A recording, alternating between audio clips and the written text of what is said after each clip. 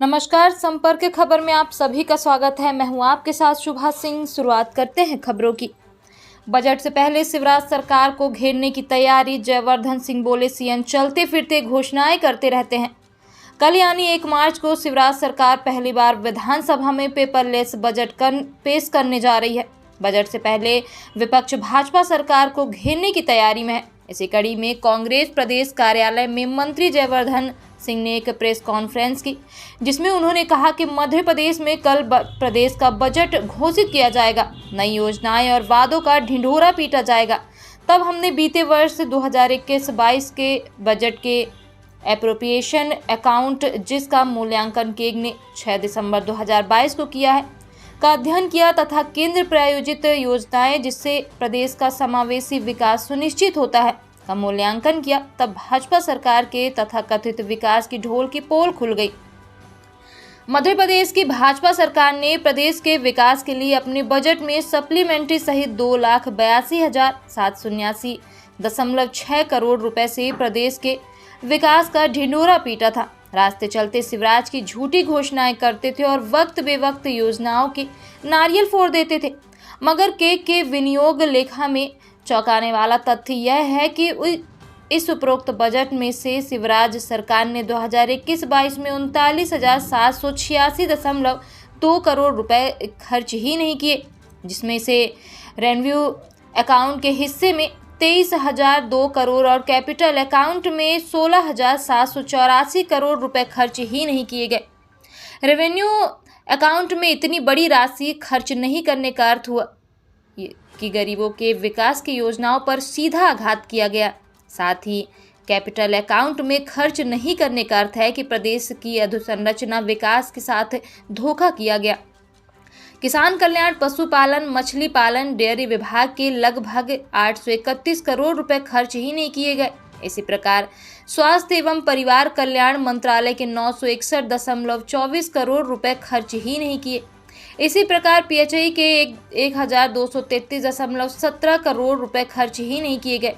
इसी प्रकार शहरी विकास और आवास मंत्रालय के 1161.56 करोड़ रुपए, जल संसाधन विभाग के 991.6 करोड़ रुपए, पीडब्ल्यूडी के 1133.23 करोड़ रुपए, स्कूली शिक्षा प्राइमरी एजुकेशन सहित के 3,784.53 करोड़ रुपए, ग्रामीण विकास के 1,879.76 करोड़ रुपए, आदिवासी विकास विभाग के 2,520.7 करोड़ रुपए, उच्च शिक्षा 900 करोड़ रुपए, अनुसूचित जाति विकास 312.5 करोड़ रुपए, आध्यात्मिक विभाग 77 करोड़ रुपए, महिला एवं बाल विकास विभाग 610.8 करोड़ रुपए खर्च ही नहीं किए गए।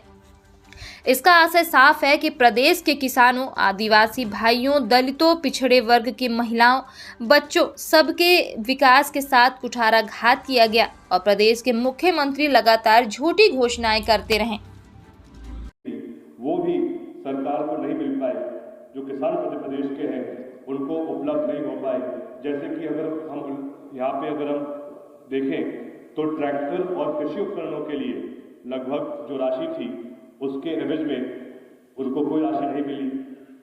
48 करोड़ रुपए मिलने थे, उनको 1 रुपये भी नहीं मिला है। इसी के अलावा ऐसे जो पुरानी जो कृषि योजनाएं थी उसमें भी लगभग काफ़ी राशि मिलनी थी जो नहीं मिल पाई है। अगर हम इसकी टोटलिंग करें, आपको हम ये डॉक्यूमेंट भेज भी देंगे जिसमें आपको पूरी जानकारी मिल जाएगी।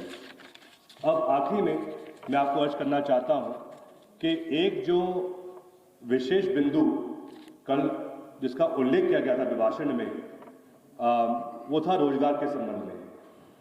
रोजगार के संबंध में राज्यपाल महोदय ने उल्लेख किया था कि उनकी सरकार ऐसी योजना बना रही है जिसके द्वारा शायद 1 या 2 लाख सरकारी नौकरी शिक्षित युवाओं को प्रदेश में मिलेगी।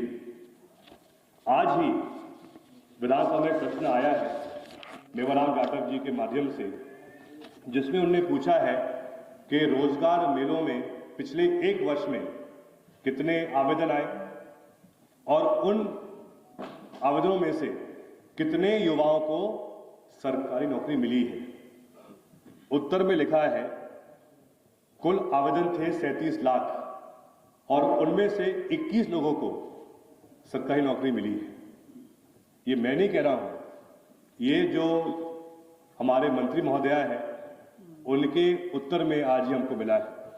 ये डॉक्यूमेंट भी हम आप सबको उपलब्ध करा देंगे।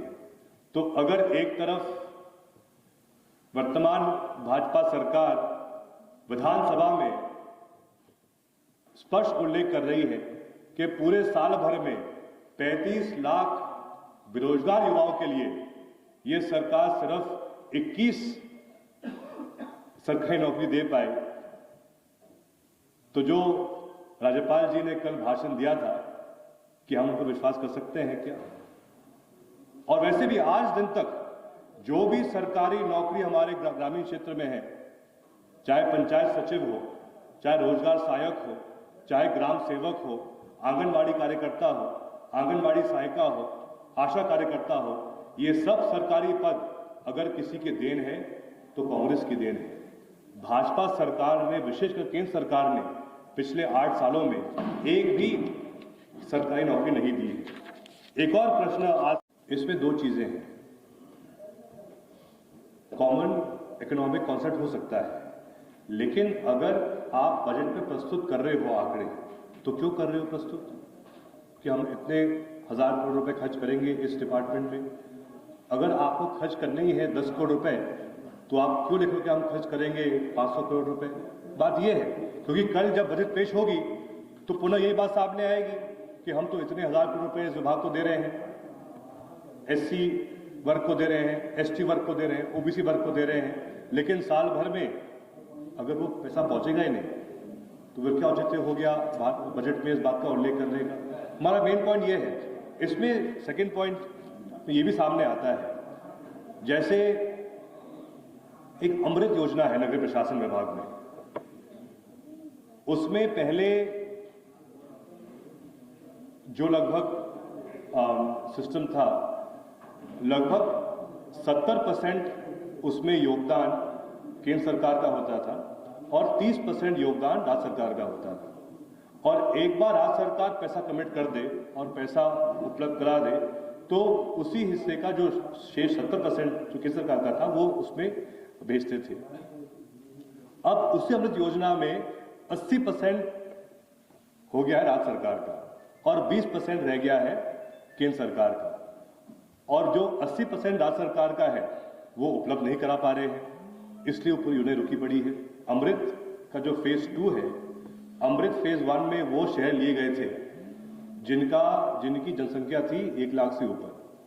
अब अमृत 2 आ गई है पूरे मध्य प्रदेश में, जिसमें वो शहर लिए जाएंगे जिनकी जनसंख्या है 50,000 और 1 लाख के बीच में। लेकिन अभी तक योजना चालू नहीं हो पाई है, क्योंकि राज्य सरकार को जो 80% इसमें प्रावधान रखना है वो रख नहीं पा रही है, इसलिए जो केंद्र सरकार की 20% राशि है वो लैप्स हो रही है हर साल। इसमें सर मेन पॉइंट ये है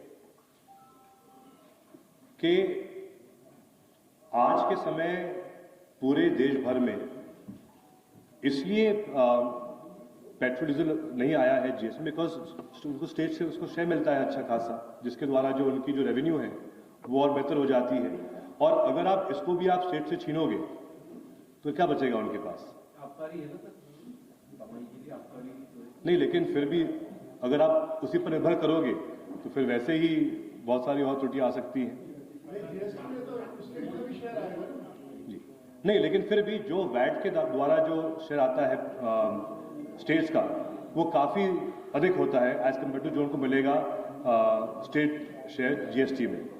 और इसमें पॉइंट यही है कि अगर हमारी कोई मांग है इस संबंध में, तो उसमें मांग यही रहेगी कि जब एक तरफ वापस क्रूड ऑयल के प्राइसेस कम हो गए हैं पूरे विश्व में, तो अब केंद्र सरकार को वापस इस बात पर विचार करना चाहिए कि जो दाम थे पेट्रोल के, डीजल के, जब क्रूड ऑयल था $100 के हिसाब से, तब कांग्रेस ने उस समय, यूपीए ने उस समय पेट्रोल उपलब्ध कराया था 55-60 रुपए में, डीजल उपलब्ध कराया था 45-50 रुपए में, और आज जब क्रूड ऑयल के दाम लगभग $60-70 के आसपास है, तो ऐसा क्या कारण है कि आज भाजपा की सरकार लगभग डीजल और पेट्रोल को 100 रुपये से अधिक में बिकवा रही है।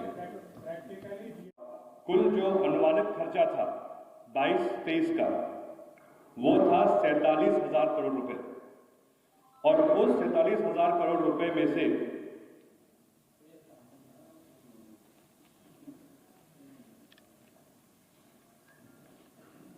लगभग 32,000 करोड़ रुपए केंद्र सरकार से उनको मिलने थे। कुल लागत थी 47,000 करोड़ रुपए, जिसमें से प्रदेश का अंश था 15,000 करोड़ रुपए, और कुल जो केंद्र सरकार का अंश था वो था लगभग 32,000 करोड़ रुपए। उसमें से भी लगभग 14,000 करोड़ रुपए है जो सरकार खर्च नहीं कर पाई, और जो राशि आनी थी केंद्र सरकार से वो हमें नहीं मिल पाई। अब इसमें